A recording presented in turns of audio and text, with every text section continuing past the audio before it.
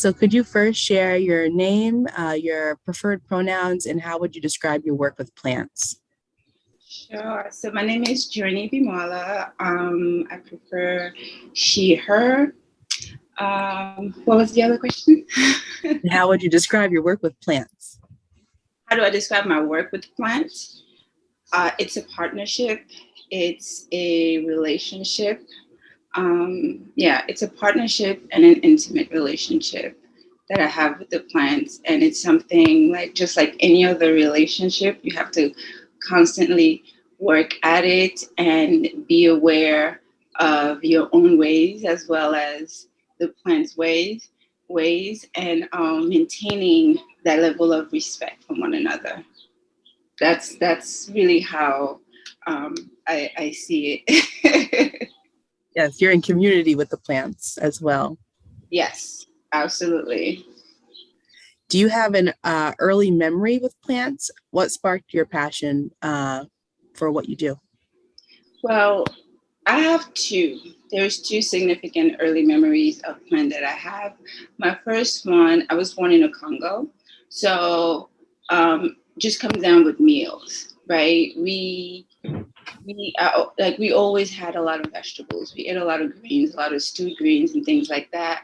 And I've always encountered plants fresh. So I remember my aunts and cousin, we have like this huge mortar pestle. We'll put the cassava leaves inside and then, really kind of just bang onto them until they are totally crushed and crumbled and things like that. So that's my early, Mm. memories of plant. And then the second one is I grew up in France when I was younger, and like that's something that we did every week. The school will go to the forest, to the woodland, and just spend time there. And I used to love to collect daffodils. I used to love to collect daffodils. I had this thing with daffodils. I always came back home with some daffodils, and I was always mesmerized by the buds, like that early spring, and when the buds are coming out, because in school we'll forage some of the buds and we'll put them in water so we can kind of watch them bloom and just come into themselves. So that always kind of stayed with me. I've always been remembered like, wow, this is just so beautiful. I love that. Oh, and I love daffodils so much. And so you're from the Congo. Yes, You were born in the Congo? I was born in the Congo. I part of a big part of my life was in France, and then I came in the United States when I was like 12. And what part of France did you spend your childhood? I was in a small province called Chartres. That's where I lived. And now you're based in the Bronx, right? Yes, now I'm in the Bronx. And I've been in the Bronx since '96, so I've been here longer than I've been in France. Wow, wow.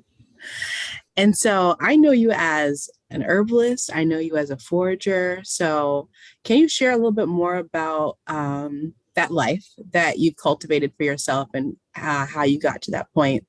Yeah, sure. So, because my early childhood, plants was always part of my life, day-to-day thing. When I came to the United States, it kind of ceased because in school here, that wasn't a thing, going into the woods, going into nature and just, spend time there, collect things.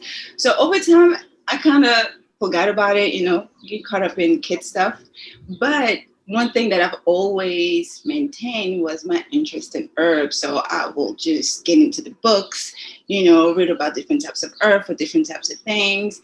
And I am a natural healer. I've always been, if something is wrong with me, I'll start to think about like, what can I do to make it better? And then I'll start to test things out because I was always convinced that whatever it is, oh, I can take care of it.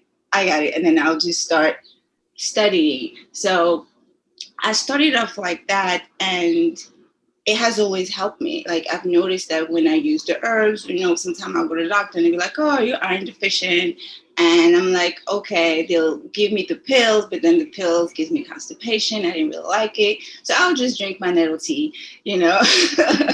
And then when I'll go back, the doctor's like, "Oh yeah, your numbers are backed up, back up and things like that." So he's thinking I've been taking the pills. I haven't. So I'm in my head. I'm just like, "Okay, that works. Good to go." So it has always been part of my life, just in a book, order from the store, right, in a dry section. It's like my relationship kind of became really detached, with the plants, but it was still there.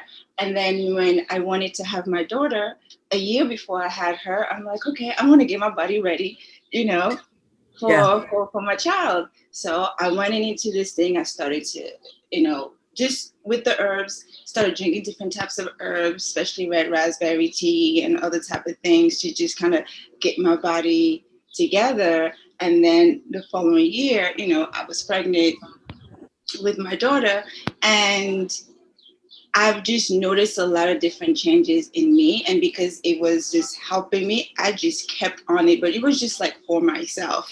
So that's how that kind of stayed. So any kind of health challenges that I would have or I would encounter, I always go back to the herbs because they have always proven to be helpful. But when it came down to foraging, it didn't really kick in until much later when my daughter, who wanted me to homeschool her, and when we started homeschooling, we will do nature stuff, because that's like the easiest things to start off with, right? Let's get into curiosity and look at different type of plants and identify them. And she was really into trees. So I put her on a program where she here in New York when they was learning about trees, and she'll come and she was like, "Oh, mommy, do you know when you see a tree and it has a hole in it, I mean it's infested and da da da da." And she just started throwing these random things at me, and I'm just like, "Oh, really?" Then I start finding myself walking down the street. Now I'm noticing all the trees with holes in them, And so it's like I'm like, "Oh," I was like, "Wow, I've never noticed that before." So it started with her, and one of the first things me and her used to forage together was flowers. We used to forage flowers and just tasting them because when we started, that was one of the fascinating things. Like, wait, you can eat flowers? Like, flowers are edible? So we went curious together. Then it kind of died off a little bit. And then when I had my son, he's just nature boy, everything nature boy. My daughter was just for a little while, and then she kind of went into her own thing. But my son was just like, no, homeschool too, but with him, if it's not nature or animal based, he wants nothing to do with it. So I'm like, okay. So we started going to parks, and take like the nature classes that they have at parks. And every time we'll go for a walk, he's learning about animals and tracking and all kinds of things. I'm looking at the plants. I'm just like, oh. And while I'm looking at the plants and while I'm in nature, I'm also noticing that I'm really calm. Every time I'm around here, I'm calm. I feel relaxed. It doesn't even feel like I'm in New York City, in the Bronx. Like I was literally feeling like less stress, you know. And one day we were walking, I touched a plant, rubbed on it, smelled it, and it smelled amazing. I was just like, wait, I even asked him it. I was just like, what's this one? He was like, oh, I'm not really sure what kind of plant it is. So I took a picture of it, went home, and just went down the Google rabbit hole. And then once I identified that plant, it was mugwort. Once I identified, and then I started to learn about all of the different things about mugwort, and I was just like, whoa, start seeing it everywhere. So my things of herbs just kind of was amplified by that, because I'm like, wait a minute, I know dry plants. I know dry plants very well, but I don't know plants out in the wild. I don't know what they look like. Like all this stuff started to come up to me, and I was like, well, what kind of plant lover, or healer am I if I only know the plants when they are dried, Mm, dead, so to speak. But, so it's like it just kind of threw me. I threw myself in there every time I would go. Another plant will pop up, and I was like, "Oh, who are you?"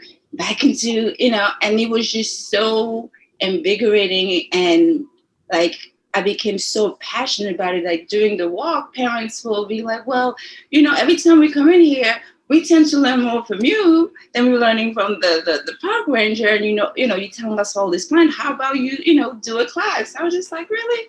I don't know. And then the following year I did that, and it just grew. And when it comes to foraging, you don't have to know, and that's the beautiful thing about it, you don't have to know everything all at once.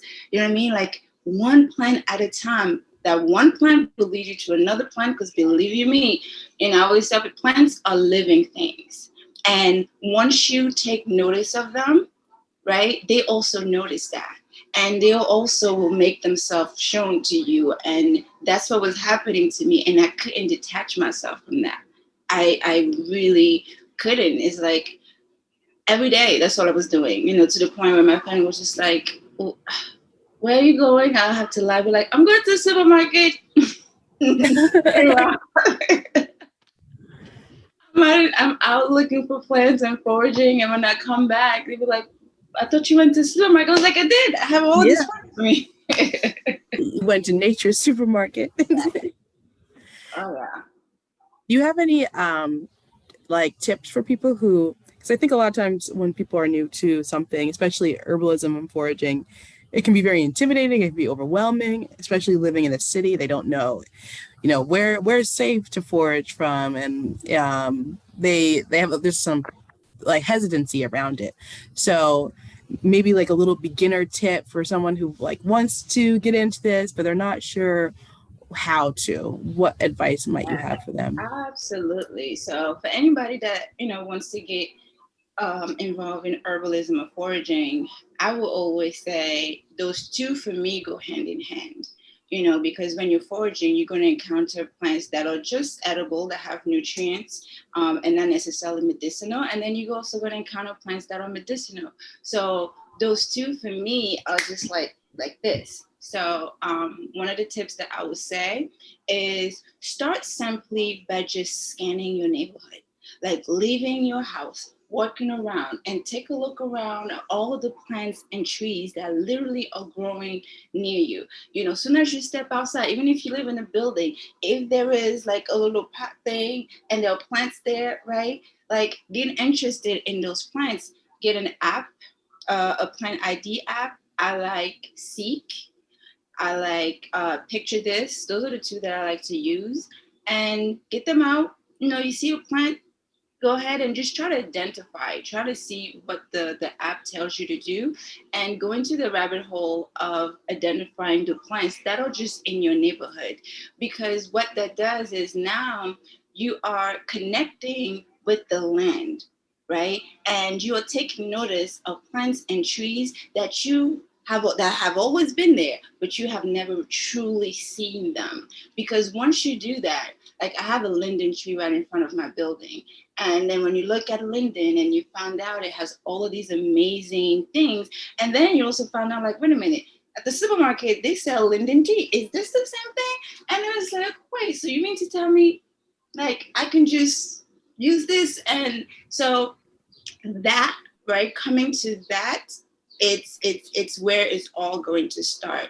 And once you do that and you still feel like, yes, I want to know more, I want to dig more, then then I'll say go ahead and enlist in a foraging class. Take a foraging, whether it's a herb walk where you get introduced to the plants that are growing around you, or taking a course that is a little bit more in depth and might teach you what to do with those particular plants, right? So you just start like that. But first, scan your neighborhood, because that's what I do.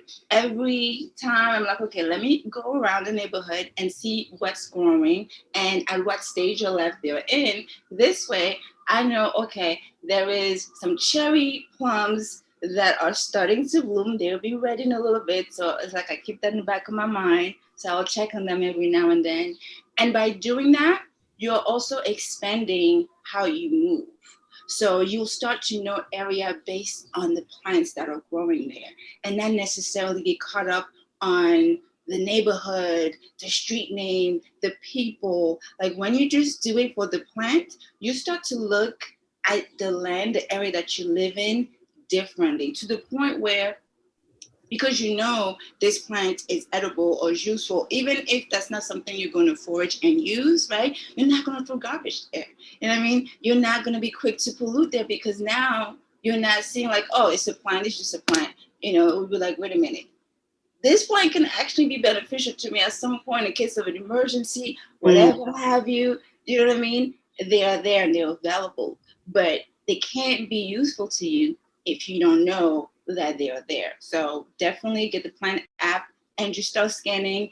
Google is there, right? Google it. I do have to say this though: when you use the plant app and it gives you a name of a plant, right? Take that botanical name, Google it, then click on image. Look at the image, look at the plant that you have. You also want to make sure that the app identified the right plant, because sometimes, because all those apps are not 100% guaranteed, they do get you really close. Sometimes if they can't get the whole thing, but you really want to look and make sure, like, yeah, it looks the same, then you'll know that you have the right plants. But do not ingest, do not eat anything that you are not sure of and that you're not 100% sure of what it is. Just do your studies, finding out what it is. That's why if you take a course, right, or you go for a herb walk, then it'll be like, that will be your 100% guarantee, because someone who knows will be able to tell you, okay, this is that. This plant is burdock. This plant is this. And then you'll take a picture and use that as a guide. But do remember, the plants are like us. I don't look the same as I was eight, when I was 8 years old, and now I don't look the same. Okay. Different season, different stage of life. So if you meet a plant in springtime, early springtime, don't think like in the summer or in the fall, it's going to continue to look the same. It might change. It might look entirely different. So just do your due diligence when it comes to that. that's really good advice because it's like, I think that's kind of a couple things you said where one, it's like you know what's around you, so it just gives you more respect for the nature and the plants that grow in your immediate area and makes you want to protect them and conserve them. But also as well too, just knowing that apps also make mistakes, and I, which is why I love I use iNaturalist, which I think is also Seek. They're like the same, and I like that it's community based because I will post on there, and then if the app is wrong in the IDing, a actual person can be like, "Hey, that's actually this," and they're pretty quick. Like they'll leave a comment as well too, which is nice. That is cool. I like that. I think I probably used it once in my early, early, early beginning, and then because it's like, and this is the thing, when it comes to plants and nature, is that you have to use your senses, right? You absolutely have to use your senses. It takes you away from society rules and how society thinks and move, because we tend to forget. We always think there's nature and there is us, like it's two separate things, and it's not two separate things. We are part of nature. We are another species out there that nature provides for. Before we started, cultivating our own plants and doing all this thing, nature has always provided us with food, medicine since the beginning of mankind. And I feel like for a while, we moved away from it, and we thought that, what, we can create something better than nature. We can do, and then it's like there's nature and there is us. A separation started to happen there. And that separation is deadly, because one, you lose touch of your own self, because those natural senses that we have, right?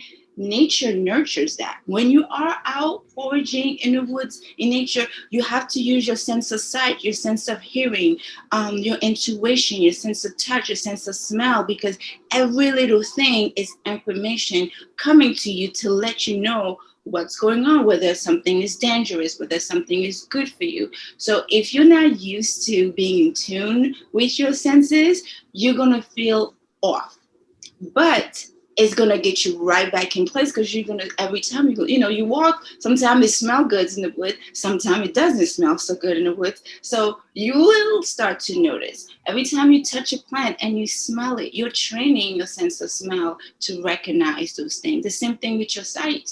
In nature, there's only certain colors, very natural colors that are there, which is really soothing and calming to the eyes, versus the colors that we create put us on alert sometimes.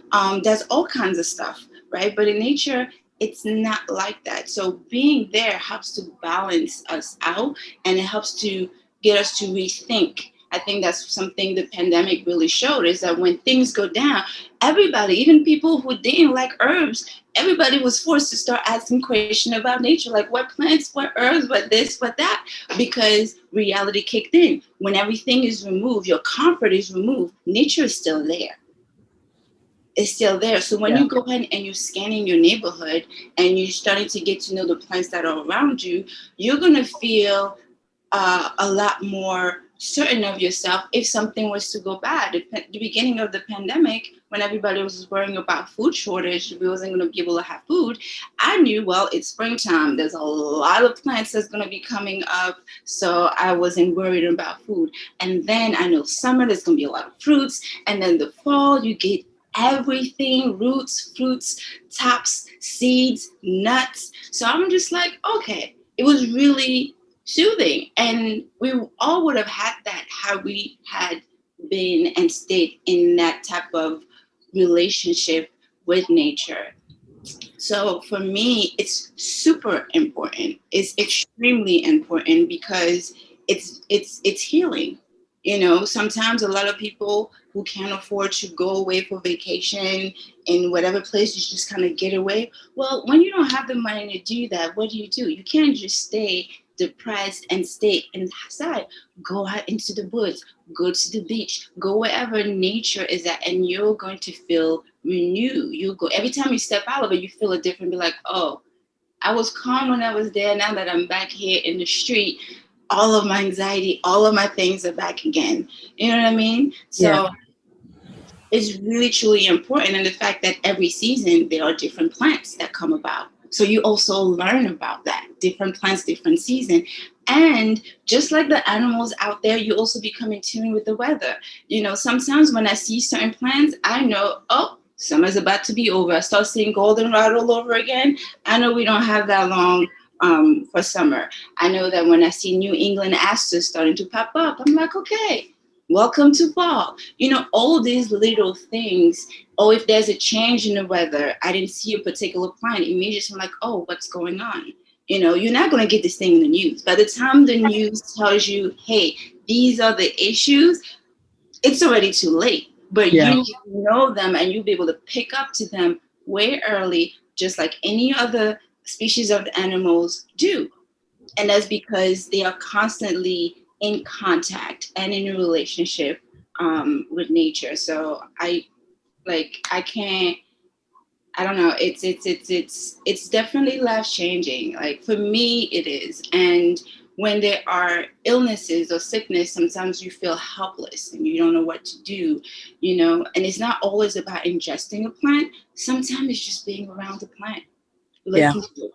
You know what I mean? Sometimes it's just that. Sometimes it's just smelling it. You know what I mean? And it'll just give you a little boost. So, and sometimes plants give you hope to hold on and to stay in the fight. So it's like there's so many ways you can use plant that like you really decide on how you want to use it because, well, for me is when you, that's why I like the coming in contact with the actual plant, because there is an exchange of information and that plant will let you know too how it's best for you to use it. And when I say that it will let you know, you would think probably like, well, what is it just going to like give me a call and say, hey, no, it doesn't come like that. It's either a feeling you would get, or you might get a thought like, you know what, maybe I should do it this way. That's how it comes to you. For me, I get calls.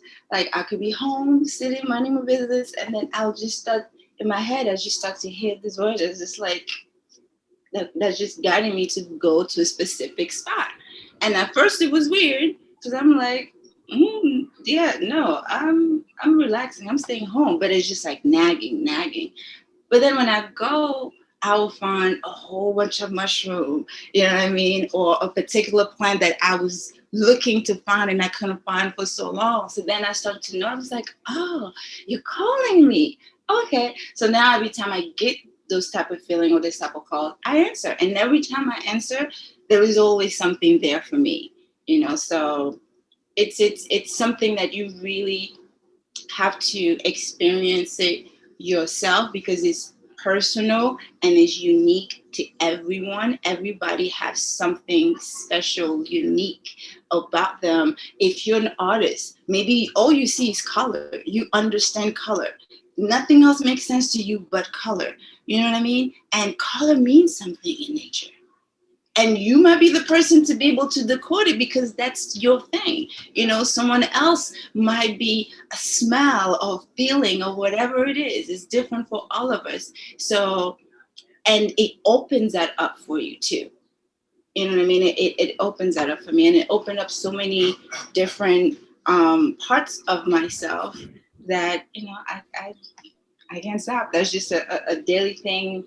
It's part of my daily life. Like going out foraging, it's something that I do literally on a daily, except in the winter. Yes, I love it. It's a lifestyle. It's a total way of. Yeah. Is there a specific plant right now that you have been foraging to make medicine with or working with? Oh, well, listen, I've already foraged quite a bit. Even though we, like, because how the weather has been, a lot of plant hasn't been as fruitful as it would, like my magnolia. So, but I did get some magnolia, so I've made some magnolia syrup.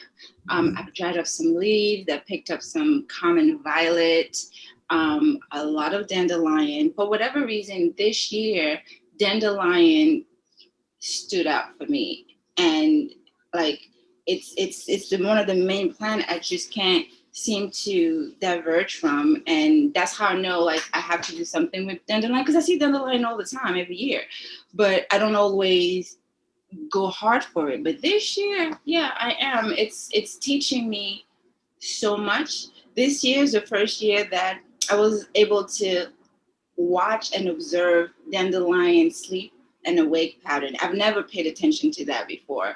And it feels like this year the plant kind of like allowed me to witness it. You know, I'll leave my house maybe like 7 o'clock in the morning sometime to go to the park, and I'll see some clothes, and I'll see some two or three petals are out, and then I see some a little bit. I'm just like, oh, wait a minute, you're just waking up? I'm like, okay. And then by the time 11 o'clock comes, it's like full out, you know, glory out. And then by like 5, 6 o'clock, it starts to shut back down. So I'm just Mm. like, oh, okay. So from that, my take from it, it's a lesson in your sleep and wake cycle. You know, it took me to look at how I wake up. When I wake up, do I just, you know, run in? And dandelion showed me like, no, take your time, because from 7 o'clock in the morning, that's when it started to wake up. It wasn't fully blooming until about 11. So took some time. So I'm like, okay, I too can take my time in waking up. I don't have to just rush out and just jump out. And then dandelion gets stumped a lot, right? Because, you know, everybody sees it as a weed. So in parks, it's stomped to the ground. But the next day when it's waking back up, you would never know that plant was just flat out to the ground like that before, because the flowers just, and it looks so beautiful and vibrant. And that was another lesson on resiliency. No matter what that plant has been going through, no matter what we throw into that plant, dandelion shows up every single time and does its job every single time, no matter what we do to it or what's going on in the environment, it's going to come and see through whatever it is that it needs to see through. And it's going to be beautiful. Like, it's going to show up all of its glory. So I'm like, you know what? If dandelion can do that under all of these circumstances, so can I within my life and all the circumstances that I feel keeps me down or stomps on me or throw pesticides in me and, all of these types of things. So dandelion is it's the one this year. Yes. Dandelion, it's definitely a very resilient plant. I mean, it just grows out of cracks out the concrete of Mhm. the street. It's everywhere. It's so abundant. But I love that you also are taking in its lessons just in the way that it grows as well too. Yes, that's why when I say I have a relationship with the plants, and that's the part, because like, I've studied dandelion in all of its way, but I've never seen the cycle, the sleep cycle. But this year I was able to, and that's why for me I'm taking like the plant just let me in, even in, let me in a little closer, just like when you get to know your friends. You don't get to know everything all at once. You find out more things as the relationship grows. They start to share more intimate stuff with you as the relationship grows, not everything at the beginning. So that's what I took it as. And I go through things in my daily life and I look for ways to improve myself, ways to do things better.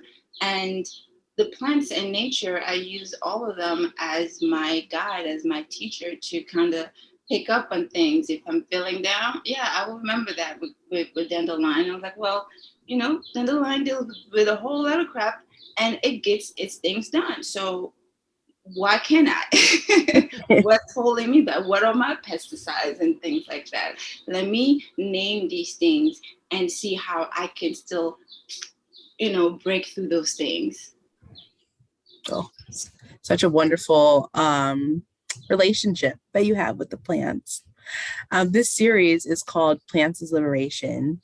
And when I think of liberation, I think of an act of freedom and escaping oppression. Do you feel like plants liberate you? And if so, how? Yes, plants are definitely, they are liberating if you allow them to liberate you, right? Um, I see that way because of our history. Us, people of color, our history with plants, and the way I'm seeing now in terms of liberating, it's the whole getting back what we have lost. Getting back what we have lost. We have always been on top of our health. We have always been connected to the plants. We have always relied on herbs and things like that. But for many years also, and many decades and centuries, we have been vilified for that as well. We have lost our lives over it. And many other cultures, have gained so much from our knowledge of using these herbs, and yet we were also forbidden to start to use them, to the point where parents were afraid to even teach their children that, because they didn't want their children to suffer the consequence of either losing a limb, getting arrested, getting a fine, all of these things. And now we are in a stage of life where we don't have to hide anymore, and I feel like we have to get to take those things back. Whatever was lost, and we lost that, we need to get it back. And how to get it back is just by going back in nature and connecting with the land, because one of the first things our people did when they got to this land is connect with the land. They wasn't given food, medicine, or anything like that. So they had to introduce themselves to the land. They had to get to know what was growing, and things like that. And they did it so well that they really managed. Think about things that was happening in slavery. You don't have no medical, nothing. We were relying on ourselves. We were birthing ourselves. When you look at the maternal death that we are suffering now in this century, when you look back then and we were in charge of our own, it wasn't like this. What changed? The connection. There was a separation. When you look at the younger generation now, and not Generation X, not the generation before that, right? big separation. The way they ate, how there was a cycle of detoxification, like we were doing all the time, you know. So for me, that we need to get back to it so that we can free ourselves from the health disparities that we have going on right now, right? We can free ourselves in a sense that I believe that just like back then, we had so many various healers that were amazing at what they were doing. I believe that they are still here now. It might be dormant in you. You may not know, or you may know, but you just don't know how to connect back to that and bring it out. So for me, like, I want to bring it out. I want folks to get back out there because I'm pretty sure there's going to be somebody out there that's going to discover a plant and going to be able to do some magic with it and be like, oh, we have a new product, we have a new something. And that's what I'm seeing, because what we did with the plants and we couldn't do anymore, we continue to do it with cooking.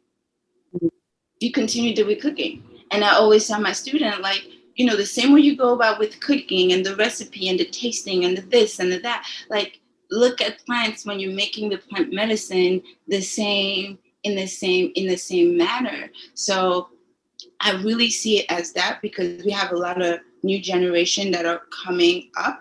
And when I was growing up, there wasn't really studies for herbalism for me. You know, like in school, either if you was interested in health, then it's nurse, doctors. They put a lot of heaviness on health, doctor, nursing, doctor. But when it came to natural things, herbalism and all of these things, no one was pushing you towards that, because it was looked down upon. You know what I mean? Like, no, that's not what you're gonna do. You're gonna go to school, you're gonna be a doctor, you're gonna do this, you're gonna do that. I mean, even our parents push us into those things. But now we can change that. A child that's interested in herbalism or just want to get into it with the plants and nurture that. I'm curious to see what can possibly come out of that. So I'm seeing that as a liberation, because we always hear about trauma being passed down through the genes, right? Well, healing and healing information and all of that good stuff gets passed down through the genes too. So, you know, allow nature to help you tap into that. Yes, it's our birthright. It's like ancestral knowledge, and uh, bring that power back and not being it seen as like this is something that's other or not as worthy as a career in medicine or whatever. It's just as powerful, if not maybe more so, depending on who you are. Um, Amazing. Do you have if you could be a plant, what plant would you be and why? Well, right now, if I could be a plant, it will be dandelion, and I will be a specific part, and I'll be the flower. I'll be the flower because, um, again, it knows how to protect itself, because the flower is really sensitive. And but with dandelion, as sensitive as it is, it will close itself before damage gets done. And the outside of it, it's I guess it's very resilient. It closes up really tight. Whereas the next day it opens back up. It's just yellow and beautiful and just stunning and very healing. It goes unnoticed. Everybody likes to focus on the roots and things like that. It goes unnoticed, but the visual of it is very pleasing right from the start of the season, and it feeds our pollinators. So, like, I will be dandelion flower. Mm-hmm. Yes, yeah, and just the best plant. I'm fully an advocate for getting people to appreciate dandelion and not mowing their lawns or cutting it down in the springtime or ripping it out of the garden. It's such a powerful plant for so many reasons. I love that you chose dandelion. Do you have any upcoming projects you want to share? I know that you also did some work with the Humanities Institute at the Botanical Gardens, right? Yes, there is a workshop coming at the garden on the 8th, July 8th. There is that happening July 8th. I have a couple of classes online and in person as well that's coming up. So June 14, I have Woman Heal Thyself herbal course, wellness course to just kind of, you know, talk about women's health and all the different things we can do to prepare ourselves and also take care of our body. And foraging and herbal medicine. That one, it's in person and it's at Concrete Plant Park. We go to many different places throughout the Bronx to just kind of like get to know the area and be able to identify the plants and then know how to make medicine with them and process them when you get home. So I have those two classes coming up, and then I have a slew of classes for children. I'm a homeschool parent, so I always have classes for kids, and I think that when it comes to foraging, herbal medicine, the earlier you get kids involved in there, the more powerful it becomes for them, because then they know what to do. They know how to say, hey, I have this, and they will know what plant can actually help them with it. So those are some of the things that are coming up. It sounds like you have a lot going on. Where, if people want to follow your work, is there a place that they can find you on the internet? Yes. So you can find me on Instagram, B Journey, Journey EI, not EY. So B Journey on Instagram. I'm also on Facebook as well. But yeah, Instagram, Facebook. And then if you want to find out any future classes or the upcoming ones, you can actually email me at natureclassroom1 as just the number one, not the letter one, natureclassroom1 at gmail.com. Amazing. Well, thank you so much for sharing your knowledge about plants today. It was such a pleasure to speak with you. Thank you. I appreciate it. When it comes to talking about plants, I'm always like, yes.